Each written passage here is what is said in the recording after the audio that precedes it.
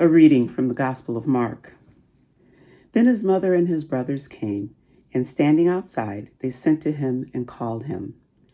A crowd was sitting around him, and they said to him, "Your mother and your brothers and sisters are outside asking for you." And he replied, "Who are my mother and my brothers?" And looking at those who sat around him, he said, "Here are my mother and my brothers. Whoever does the will of God is my brother and sister and mother." Well, I found that I could really appreciate this particular passage of the gospel because of the fact that I come from a very large family. And I didn't always know that because my parents had moved from the south to the north before or shortly after I was born. And so my mother would leave home going just random places that, mothers go. And from time to time, she'd come back with someone that we'd never heard of and say, "Oh, this is my cousin," or "This is Uncle so-and-so's child." And it just baffled us. Like, how does she keep coming up with all these relatives? My grandmother's family in and of itself was large already. But what I didn't know is that she came from a family of about 13 children. And so wherever my mom went, she usually ran into someone.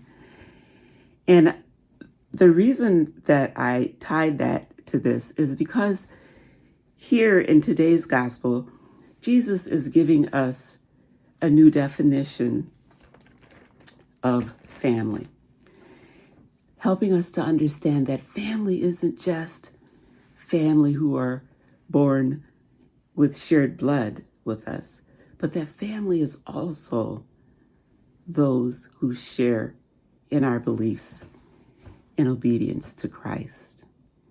It's really a very comforting idea to me because it expands the idea of family so much so. And when I think about it in terms of our church family, it also makes my heart happy because we have a substantial size church family.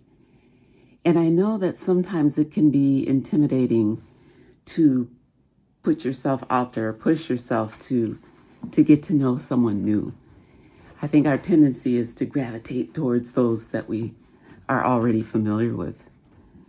But we have this whole large family, the family that comes to us through Christ. And why wouldn't we want to get to know them better, right? It is a blessing and a privilege to have such a family. And so I'm going to challenge you that when you go to church next, instead of seeking out that familiar face and that familiar person that you sit next to, I'm going to ask you to stretch yourself and see if you can get to know more of our large family. Find someone that you're not familiar with and choose to introduce yourself or offer to sit with them or have coffee at the coffee hour with them.